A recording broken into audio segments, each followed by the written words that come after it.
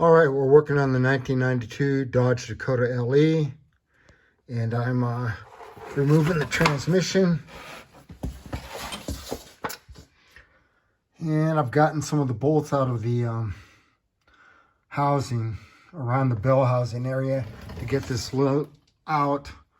I have two left. I'm using multiple extensions. So far I've found size 14 and size 11 bolt.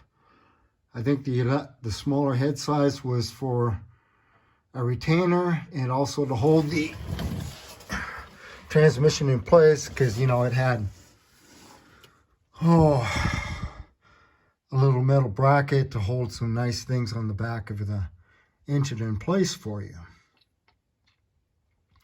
So this is what the deal is. You got to go through there. I know it's dark right there, but on the right hand side I still got one left there. And then there's one more. I'm leaving this one to the last. I don't know if you could see that maybe. But anyway, there's one right there. You have to pull the oil filter. You got to remove the guard that's here. Some of you may have to remove that before you move the filter, because I actually modified my guard so that I could get the oil filter out from underneath the truck. It was either that or they were coming in through here to get to the oil filter. And the person almost had to take the tire off to do that. So I didn't like that too much. So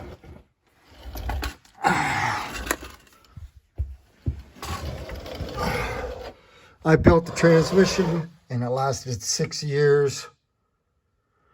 I think I'm going to go to the aftermarket this time and get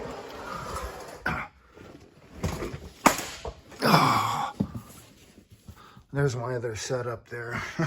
You can see you pretty much have to go from the back of the bell housing all the way to the back of the transmission, so you have enough room. I'm thinking my transfer case is good that I built. So, not having a lot of test equipment here. We're pretty much in the middle of nowhere. I did install the transfer case after building it, hoping that was the problem, making it lock up, because that's one of the issues it could have been. Unfortunately, it wasn't. So I removed the transfer case and tried to observe the rotating assembly turning the drive shaft, which it wouldn't do that no matter what gear you put it in. So that's why the transmission's coming out now. I don't know what brand for sure I'm going to get, but right now I'm looking at Monster, either transmission, or they do have a kit if you feel you can do that, which this truck was bucking when this occurred, and it felt like it was coming up right through the bell housing area when I was in the driver's seat. I mean, it was locking up the wheels going down the road. That's why I went after the transfer case first, because apparently that's one of the symptoms that the transfer case can cause. So basically not a bad looking truck. I think it's well worth fixing up.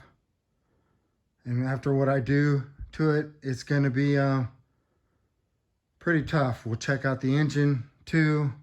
That was my first guess when I noticed the truck wasn't running as well. And this is actually high performance tune-up parts that have been in that box for quite a while now, but I will take them out. I believe they're the Excel brand.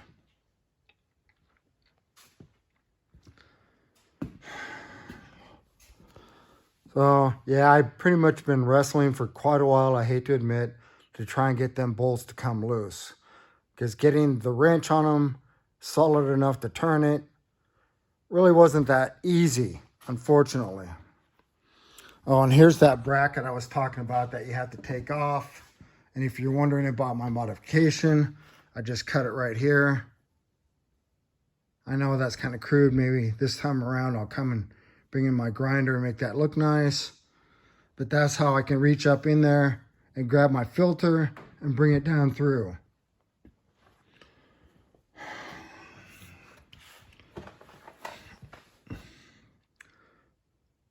So I guess that pretty much ends it up for today. I'm going to clean this up later. It's been a long day and I'm ready to go home. So this is John Rudy with Rudy Racing, signing off.